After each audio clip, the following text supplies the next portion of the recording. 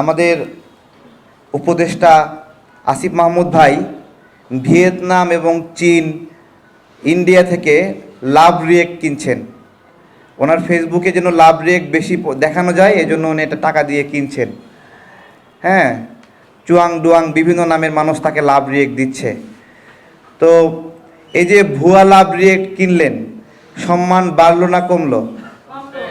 তা চুয়াং ডুয়াং চিংচং এসব love react না কিনে যদি রানা প্লাজার রহিমা, সালমা, আব্দুর রহিম তাদের লাভ রিয়েক্ট নিতেন, তাহলে বেশি সম্মানের হতো না? ভালো হতো না? সেই লাভ রিয়েক্ট নেওয়ার সুযোগ ছিল। উনি শ্রম মন্ত্রণালয়ের একজন উপদেষ্টা ছিলেন এবং আশ্বস্ত দিয়েছিলেন। আমরা এই তথ্যগুলো গুছিয়ে ওনার কাছে দিয়েছিলাম যে কিভাবে কত টাকা এখানে রয়েছে, কোন মন্ত্রী কোন সময় এই টাকার উৎসের কথা বলেছিল।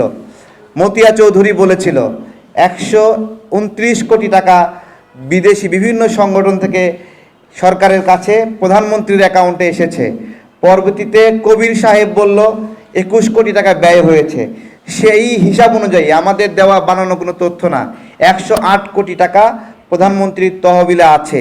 এই তহবিলটা অন্য একটা কাজে ব্যয় হতে পারে, বন্যায় ব্যয় হতে পারে, রাস্তা নির্মাণে ব্যয় হতে পারে, কোনো একজন অভিনেতাকে চিকিৎসা কাজে দিতে পারে, কিন্তু এই টাকাটা শুধুই রানা প্লাজার ক্ষতিগ্রস্তদের টাকা। যেহেতু এই টাকাটা এই জায়গায় তাদের জন্য আসছিল, এই টাকা তাদের হক, এই হক মেরে দেওয়ার কোনো সুযোগ আছে কিনা বলেন? সুযোগ আছে? সুযোগ নাই। তো এমন একটা অবস্থা হয়েছে, ওনাদের টাকা সরকারের হাতে রয়েছে, ওনাদের টাকা, কিন্তু ওনারাই অসহায় একটা অবস্থায় আছে।